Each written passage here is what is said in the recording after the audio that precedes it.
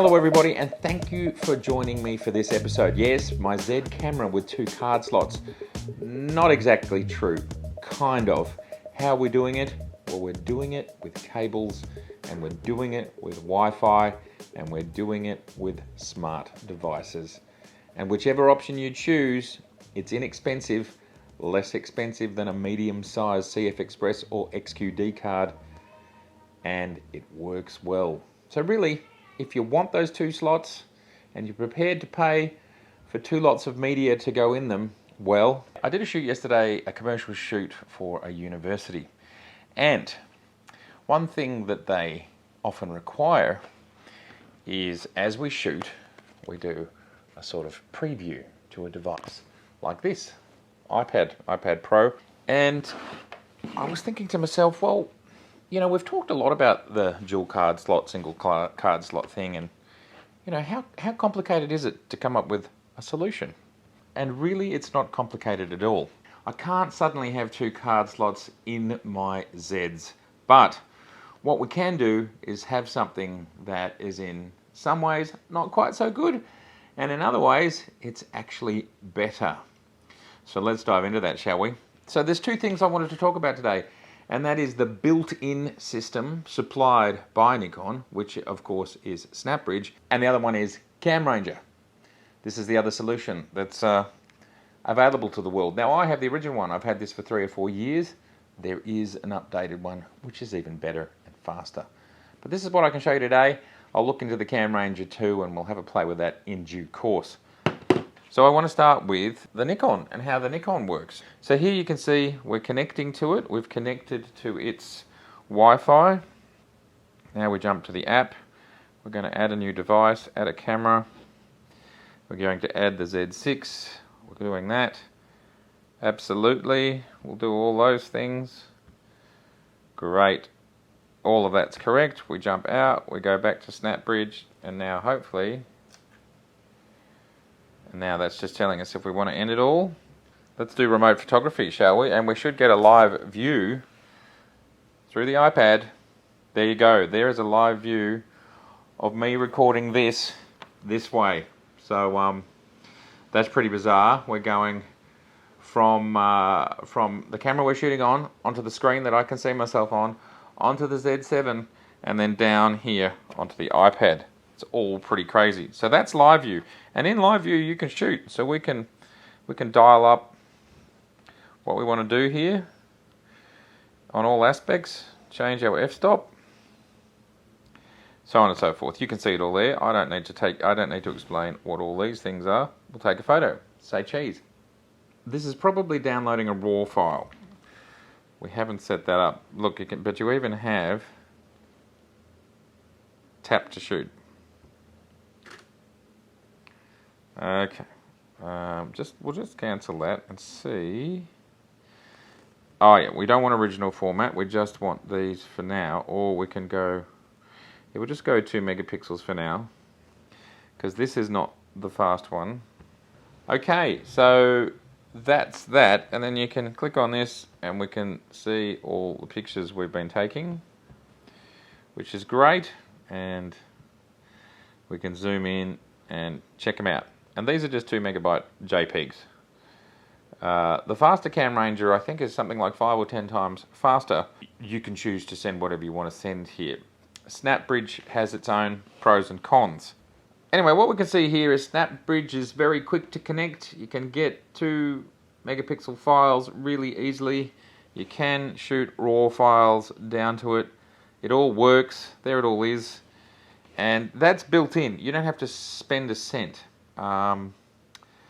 Look, obviously it's not as fast and there's more overhead, but if you've got an assistant and they're wanting to show the client, you can now do this straight out of the box. And this is kind of perfect for that sort of scenario where 2 megapixels is enough for them to see and whatever. And then if you want to keep an original, then you can have the RAWs downloading onto this device.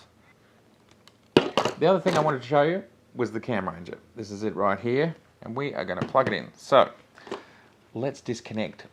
Let's disconnect all of that stuff.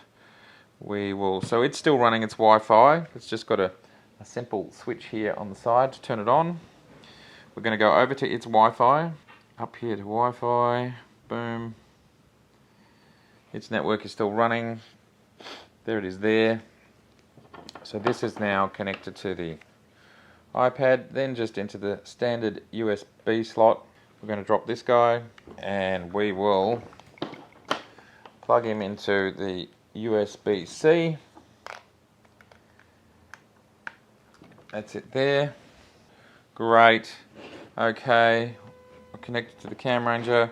Go to the CamRanger software, starting a session, and there we have me blinking. Don't I look gorgeous? But this is perfect for your client to know what's going on. They can see what's in focus. And what I'm sending here with the CamRanger is a full res JPEG, and you can send WAR files as well if you want to. Obviously it's slower. What I'll do is I'll turn and we'll just go to RAW. Let's see how it copes with that. Let's see how it copes. Okay, are we ready? Okay, it's saying large file warning. Fair enough. Let's download it. Oh, look at that. There's a red R in the corner to say RAW. 1,000, let's say 4,000, 5,000, 6,000, 7,000, 8,000, 9,000, 10,000, 11,000.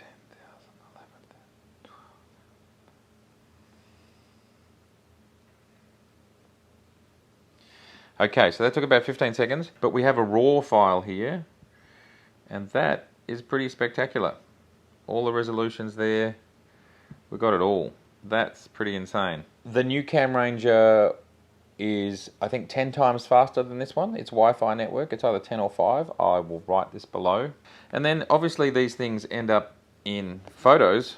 So that's the CamRanger, and in the United States it's $349, which is the cost of some of these XQD cards, depending on which size you go for. Obviously it has the advantage that now these images are on your smart device, and then you can go and do whatever you want with them, and you've got full frame, full-sized files ready to rumble. Now, that's the advantage. So you've got a backup and you've got them on a device you can do something with. And buying this device doesn't cost much more than actually, or similar to, or even cheaper than XQD and CFEXPRESS cards. So that's great. And really the only downside to it would be that you've got a cable and that you've got to charge it. Now, from my experience, it lasts all day. You kind of get 5 or 6 hours out of it, and of course when we shoot we do have a lunch break. You put it on charge over the lunch break and everything's ready to go again for lunch. So you can get a full 8-hour day out of it as long as you just give it a charge, or you can buy an extra battery. The batteries are user replaceable, if I remember correctly. This little lid slaps off. Yes, can I remember how to do it? There we go. So it snaps off.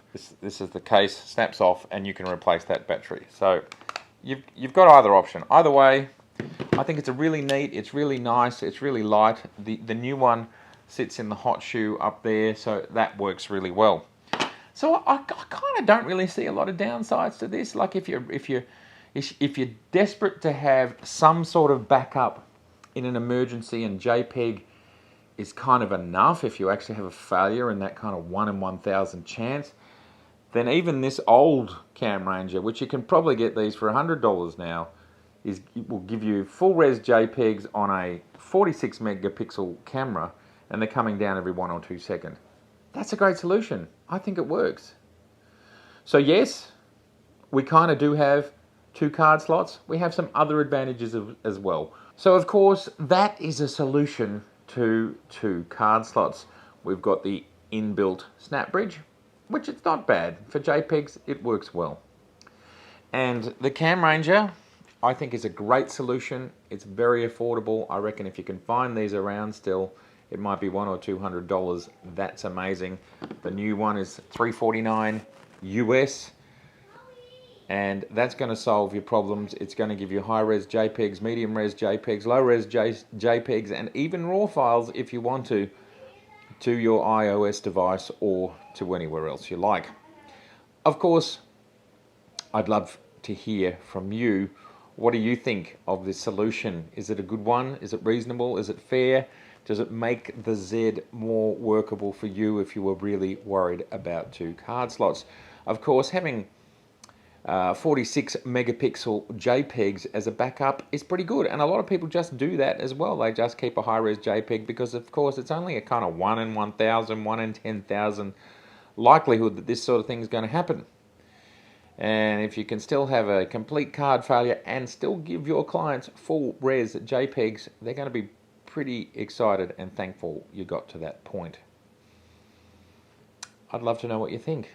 Workable, good solution. I'd also love to know, if you're shooting 2 cards, are you raw JPEG or raw or overflow? How do you do it? I'd love to know what you do. I'll tell you what I do next time. It might not be what you think. Thank you everybody so much for watching. It is so lovely to see you. If this is your first time here and you like what you see, please subscribe and then we can see each other again. Please share because it makes us all smarter. And of course, please like, because that's good. If you feel you like it, it's a good thing. If you'd like to watch more of what I'm up to, you can watch right now. If you click on the little Matt Irwin photography just down below over here, you can do that. And there's over 150 episodes of me doing various photography related things. Everything from large format printing to being on location on an airfield while planes are taking off and landing, to what's it like to publish books, and so much more. Again, thank you so much for watching, and I look forward to seeing you next time. Bye for now. G'day everybody, how are you going today? Yes, look, the title, obviously a Z7 doesn't have 2 card slots. Hello, how are you today? It is so good to see you.